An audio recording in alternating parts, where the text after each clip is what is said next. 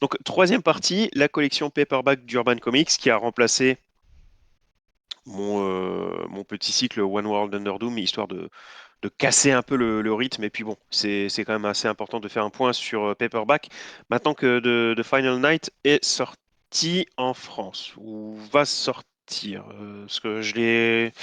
Si, bah, sort le 11 juillet, après-demain. Voilà, Voilà. parce que Urban te l'a envoyé du coup. Donc je me suis dit que ça allait. Oui, Urban me l'a envoyé. Oui, oui, oui, il est là. C'est tout. Merci Urban, Wouhou. ça fait plaisir la bif. Je l'attendais depuis si longtemps. Merci. Enfin. Donc je me suis dit on allait faire un petit point sur cette collection. Alors, la collection Paperback, c'est quoi? Donc tout a commencé en début d'année lorsque le directeur éditorial d'Urban Comics, donc François Hercouet, annonce dans une Urban News que rééditer des comics, rééditer des titres coûte trop cher. Bon, jusque-là, strictement rien de nouveau, on le sait. Euh, Déjà, c'est plutôt évident, mais en plus, ça a déjà été dit 100 fois. Je veux dire, si vous partez du principe que faire imprimer un comics coûte cher, que ça se vend mal et qu'en plus les pages coûtent de plus en plus cher et qu'en plus là on te parle non pas d'imprimer un titre mais de réimprimer un titre juste pour les gens qui n'ont pas été assez rapides, je pense que vous comprenez un peu la logique. C'est louable, oui, c'est très sympa pour nous acheteurs, mais pas super d'un point de vue purement économique. Je pense que vous pouvez tout à fait le comprendre. Donc, par contre, bonne nouvelle dans cette Urban News. Donc, ok, il a dit ce qu'on savait déjà, mais la réponse a beau être la même que d'habitude, cette fois, Urban avance tout de même une solution, ou en tout cas une possibilité de solution. Cette solution, donc, c'est réimprimer, mais dans un format en softcover. Et bah, suivant les autres titres, j'ai envie de dire aussi un peu plus petit. Donc voilà, softcover. Et donc c'est ça finalement le paperback. C'est beaucoup de rééditions, un peu d'inédits, avec un format qui se veut un peu plus économique. Et donc, suite logique, plus accessible en termes de prix de vente. Donc, pour vous donner un ordre d'idée, on parle de 700 pages pour 45 euros, de 160 pages pour 16 euros. Et de Final Night, celui-là, c'était 200 pages pour 18 euros. Donc, effectivement, là, on s'y retrouve quand même pas mal du tout en termes de prix. Alors, et depuis le temps, il y a quand même pas mal de titres qui sont tombés, qui ont été annoncés. Une des premières grosses rééditions qui a été annoncée et qui a commencé en mai 2025, c'était Batman No Man's Land. Alors, c'est un titre quand même que, alors déjà à la base, on avait entendu quand même pas mal de temps en France. C'est un titre qui date, je crois, de 94, quelque chose comme ça, qu'on a attendu vraiment, vraiment longtemps en France, qu'Urban Comics a mis du temps à proposer et finalement ils l'ont proposé dans des méga pavés comme ça que j'avais un bon moment d'ailleurs. Mais bah, vous vous en doutez, rééditer de tels pavés, c'était un peu compliqué pour eux. Donc, ils ont rapidement été en rupture éditeur. Donc là, sans surprise, ils proposent de nouveau les Batman No Man's Land. Donc ça va être en trois gros volumes de 696 pages pour 42 euros s'ils n'ont pas changé d'avis. Donc clairement, même en termes de tarifs, c'est clairement pas déconnant. Alors j'émets juste une petite réserve parce que c'est quand même dommage. Ils avaient eu l'intelligence de proposer à l'époque, de la première édition d'Urban Comics, de proposer aussi Batman Cataclysme. Et là, bah, il n'y est pas. C'est une erreur, c'est franchement, franchement con. Alors, c'est pas une erreur en termes de compréhension, mais tu peux lire No Man's Land sans cataclysme, puisqu'en fait, No Man's Land, c'est ce qui se passe une fois que le tremblement de terre est avéré, une fois que les super-vilains se répartissent les différents quartiers de Gotham. Cataclysme, c'est vraiment le tremblement de terre en lui-même. Et même s'il n'est pas indispensable à la lecture, bah, en fait, il est super bon. Il est vraiment, vraiment chouette. Donc, quitte à réimprimer sous un autre format tout No Man's Land, Je pense qu'ils auraient dû faire quand même comme la première fois et proposer ce Batman Cataclysme qui était franchement, franchement cool. Donc là, je trouve ça un peu dommage quand même. Au niveau des Superman, donc il y en a deux qui ont été annoncés, donc qui est Superman de la Sun et Superman Secret Origin. Bon, on en a parlé il n'y a pas si longtemps que ça, donc je ne vais pas revenir dessus. Les deux sont écrits par Geoff Jones et les deux sont de qualité, je ne peux que vous les conseiller. Oui. Concernant les deux Green Lantern, comment? Non, j'ai dit que j'étais d'accord avec sur la qualité des titres Superman. Ah oui, oui, oui, clairement, clairement. À côté de ça, on a aussi, bon, on peut presque dire deux titres Green Lantern, mais bon, on va dire un titre Green Lantern et un titre général DC Comics, histoire de. Pour le titre Green Lantern, c'est de nouveau du Geoff Jones, c'est Green Lantern Rebirth, ou Renaissance en VF. Donc c'est le fameux titre qui va remettre Hal Jordan sur le devant de la scène. Grand classique qui a été édité 1000 fois, qui est excellent. Si vraiment vous ne l'avez pas encore, on vous le conseille, très très très très bon. Et donc le fameux titre inédit de Final Night, écrit par Karl Kessel et dessiné par Stuart Immonen, entre autres, parce que tu as The Final Night, en fait, tu as 4 numéros, et après tu as l'excellent, vraiment hein, excellent Parallax Emerald Knight, c'est le dernier titre que je viens de lire, parce que je ne l'ai pas encore fini en fait. C'est le dernier titre que je viens de lire qui était vraiment, vraiment excellent. Tu as aussi Green Lantern 81 et DC Universe Legacies 9 dedans. Donc, du coup, tu as plusieurs dessinateurs, mais franchement, c'est du tout bon. Rien à dire. Hop, je vais vous en montrer une, notamment. Vite fait. Tac, tac, tac, tac, tac. Je ne peux que vous conseiller de le prendre. Ça passe très, très, très, très bien. Au niveau de Final Night, je voulais. Vous en avez parlé lorsque j'avais fait le sujet sur la chronologie Green Lantern, que je remettrai du coup de nouveau dans la description. Donc c'est quand même un sujet assez important. Donc c'est toujours dans les années 90, mais après le pétage de plomb de Hal Jordan, tu as le Solalivore, je crois, ou on va dire le Manche-Soleil de Sun Eater en VO, qui se rapproche tout doucement de notre Soleil, qui va le bouffer. Et donc bah, la cover est assez révélatrice.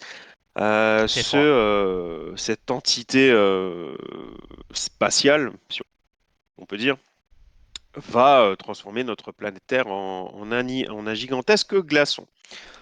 Et donc c'est là que Hal Jordan slash Parallax va du coup faire plus ou moins amende honorable. Alors ça c'est suivant comment vous le voyez. Selon Superman c'est faire amende honorable. Selon Batman ça ne change strictement rien, ça reste un meurtrier. Donc c'est en tout cas très très très très bon. Donc ça, c'est vraiment la première vague qui a été annoncée. Depuis, il y en a d'autres quand même qui sont tombées. Je les ai notés. Justice League of America, la saga Red Tornado, Superman, la chute de Kal-El, Superman, la Légion des super-héros, Camelot. Batman War Games, qui était inédit hein, aussi chez Urban Comics, la Justice League de Scott Snyder, le Green Lantern de Geoff Jones. Donc ça aussi, c'est un titre qui a été quand même édité à plusieurs reprises. Concernant le Green Lantern de Geoff Jones, donc ça sera plus ou moins bon, on peut même dire la suite de son Green Lantern Rebirth, puisque vous aurez son Sinestro Corpoir et son Red Lantern. Vous avez Batman l'envol des Batmen, qui est une réédition du taf de James Tynion Ford sur son Détective Comics à l'époque. C'est aussi pas mal du tout. Et oui, j'ai vu la référence à Superman Alors, avec son quel... mulet. Euh, oui, on est dans la période où Superman a un mulet, donc fin 90, début 2000, l'époque de Grant Morrison sur la Justice League. On est dans ces eaux-là. Oui, il a les cheveux. Alors, vous dites mulet, moi je dis mi-long. Oui, mais oui, Mulet, c'est un peu le principe, on est effectivement. dans la période. On est par là. Ah, attendez, bon, je lirai vos messages après parce qu'il y en a pas mal. Je vais continuer en attendant. Où j'en ai. Oui, je voulais faire un petit peu un point sur la légitimité parce que c'est vrai que je me pose un peu la question. Parce que si ce n'est le prix, bon, qui donnera toujours une certaine légitimité à une collection, hein, je dis pas. Mais si ce n'est le prix, c'est vrai que je trouve qu'il est assez difficile en fait de donner une certaine légitimité à cette collection. Pourquoi? Bah, en fait, parce que moi, par rapport à la description qu'ils en donnent, j'ai un peu l'impression que ce rôle le rôle que l'on donne à ces DC Paperback, bah, en fait, il est déjà tenu par d'autres collections. Alors, pour les rééditions, on a déjà plus ou moins les DC Chronicles, donc, qui devraient notamment proposer prochainement les Nightfall, par exemple. Donc, du coup, pourquoi? Et niveau édition d'anciennes histoires importantes, bah, j'ai recherché dans ma bibliothèque et puis bah oui, c'est bien ce qui me semblait. Et ben, ça existe aussi déjà. Donc c'est les DC Quelle belle Confidential. cover. Je ne l'invente pas. Donc là par exemple j'ai Emerald Twilight. Et puis bah c'est écrit en noir sur blanc, enfin en l'occurrence blanc sur rouge. Description de DC Confidential, l'histoire secrète de DC Comics. La collection DC Confidential se propose de mettre en lumière les étapes décisives dans la vie des plus grands super-héros, tout en révélant l'autre histoire de DC, celle qui s'est déroulée en marge des grandes sagas connues de tous. Mais c'est carrément ça. De Final Night, par rapport à la description qui est là, devrait être dans DC Confidential. Du coup, par rapport à ça, j'ai un peu bah, je comprends pas. Pourquoi foutre de Final Night chez les Paperback et non chez les Confidentials? Surtout que, bon, vous l'avez vu la dernière fois que je vous l'ai montré, j'ai quand même beaucoup de Green Lantern. Ah Bah, bon? ça fait un peu tâche, quoi, du coup, en plein milieu. Ah oui, clairement, ça fait tâche. Par rapport à ça, il y a trois possibilités. Euh, donc, la première possibilité, c'est tout simplement qu'ils commencent à faire de la merde au niveau des éditions, un peu comme Panini Comics. Bon, j'y crois pas trop. En tout cas, je vais attendre un peu avant de prendre cette direction, on va dire. L'autre possibilité, c'est tout simplement donner un petit coup de fouet à leur collection paperback, donc en mêlant réédition et inédit. C'est débile, mais pourquoi pas. Donc l'autre possibilité, et là si c'est le cas, bah, je serais bien deck, c'est tout simplement que DC Confidential, c'est fini. Donc pour moi, c'est ce qui me paraît le plus logique. Et puis bah du coup, je me suis pas forcément rendu compte. J'ai un peu vérifié. C'est vrai que le dernier DC Confidential, il remonte déjà à 2021. Et bah ça m'emmerde, c'est franchement dommage. Parce que là, j'ai l'impression qu'on glisse tout doucement vers un remplacement de DC Confidential vers DC Paperback. Et ouais, je trouve ça dommage. La collection DC Confidential, elle était clairement pas à blâmer. À la limite, la sélection des titres, peut-être. Parce qu'ils n'avaient clairement pas tous un intérêt, loin de là. Mais concernant le principe, ah ouais, je pense qu'on passe à côté de quelque chose. Après, je dis ça, mais le plus important, c'est qu'on ait les récits là-dessus. Je dis pas, mais c'est vrai que moi-même. Bon, je vais vous donner mon avis quand même pour finir. Je vais me faire des ennemis, mais moi, j'ai baigné avec les Astérix. Les Astérix, vraiment, l'histoire intégrale, pas lorsque c'était dans le. Je sais plus si c'était dans le Tintin ou dans les petits Spirou, mais vraiment l'intégrale. Donc, j'ai jamais été fan du soft cover. Pour moi, une BD, c'est du hardcover. Euh, mais ce n'est que mon avis, là. Après, faut être honnête, le produit qu'il propose, il est pas si mal. L'objet a l'air solide, la prise en main est bonne. Et alors ça, bon là vous l'avez là, mais je peux vous aussi vous le montrer.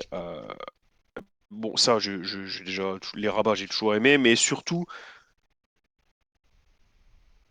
que les rabats soient rentabilisés, donc avec une fonction éditoriale qui donne vraiment un vent de fraîcheur. Ils ont un intérêt, notamment avec le retour de la fraise chronologique, de la frise chronologique, pardon, qui fait clairement plaisir. Pour moi, c'est extrêmement important. Après, tu me diras, c'est aussi un peu pour ça qu'on est là, hein. C'est parce que les comics sont compliqués et que bah, souvent ils foutent pas la frise chronologique. Donc, bah, le travail de vulgarisation, bah, par définition, c'est nous, mine de rien. Hmm. C'est les sites du genre MDCU, c'est les youtubeurs bah, du genre nous. Bon, je peux pas en donner d'autres, je les connais pas. Mais voilà, tu as un taf fait par les fans pour accompagner les éditeurs qui n'ont pas forcément cette dimension jusqu'au boutiste, qui l'ont parfois, mais pas systématiquement. Mais c'est vrai que pour moi, cet objet fait quand même un petit peu old school. En tout cas, c'est mon avis pour The Final Night. Avec un gros pavé comme No Man's Land, l'effet doit être différent. Il faut voir. Ah, Donc, dans un sens, assez content qu'on puisse enfin avoir des, bon, des rééditions. ça fait plaisir. Pour vous, pour les gens au sens large, oui, moi j'essaie de sauter assez vite dessus, donc j'étais pas particulièrement concerné, mais je me mets à la place des gens et je me mets à leur place quand ils voient qu'il y a des enfoirés qui vendent après les bouquins en occasion à 350 balles. Donc oui, c'est clairement cool. Après, concernant vraiment les inédits du côté d'Urban Comics, là, ça m'enquiquine un peu plus, quoi, disons. Voilà. Mais là, c'est peut-être tout simplement d'ores et déjà c'est mon côté vieux con qui s'exprime. Alors c'est vrai que Mac le disait là dans un de ses Voilà, voilà, commentaires voilà. tout à l'heure, se tourner vers la VO. Quand on sait qu'en fait en VO la hardcover est pas aussi couramment que chez Urban, si en fait Urban se met à faire de la softcover, si au niveau du prix c'est plus avantageux d'aller sur la VO, enfin c'est pas possible que la VO reste plus avantageuse que le. Après tout le monde n'a pas accès à de la VO donc il y a ce côté-là, mais pour ceux qui peuvent, est-ce que ouais une softcover Oui. de No Man's Land en VO serait pas moins cher que la softcover VF d'Urban? Ça je sais pas, je connais pas les prix des imports par cœur donc.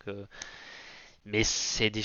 Voilà, parce que pour moi, vraiment, l'atout Urban, c'est que quoi qu'il faisait, dès qu'il y avait une intégrale, par exemple Supergirl Woman of Tomorrow, on a eu la hardcover plus d'un an avant les États-Unis, qu'ils ne l'ont eu que parce que Gunn avait annoncé que le film allait adapter le bouquin. Sinon, je pense qu'ils auraient encore des softcovers et ils se le seraient mis dans le cul.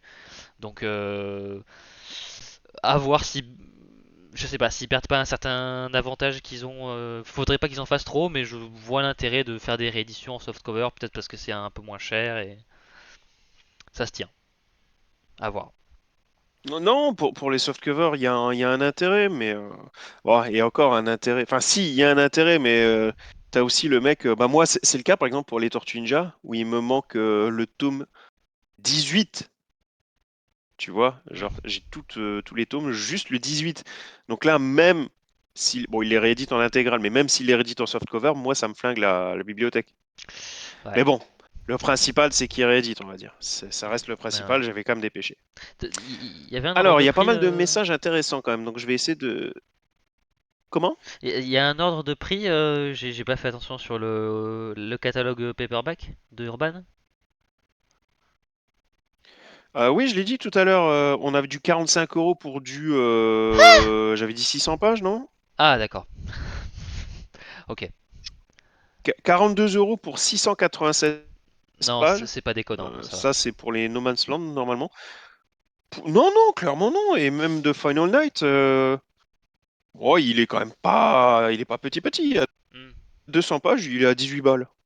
Oui, non, ça va. Ils abusent pas, Donc donc ça va. franchement, Oui, Mac, 18 balles, ça fait quoi? j'ai une palette de voix Ça fait impressionnante. Oh.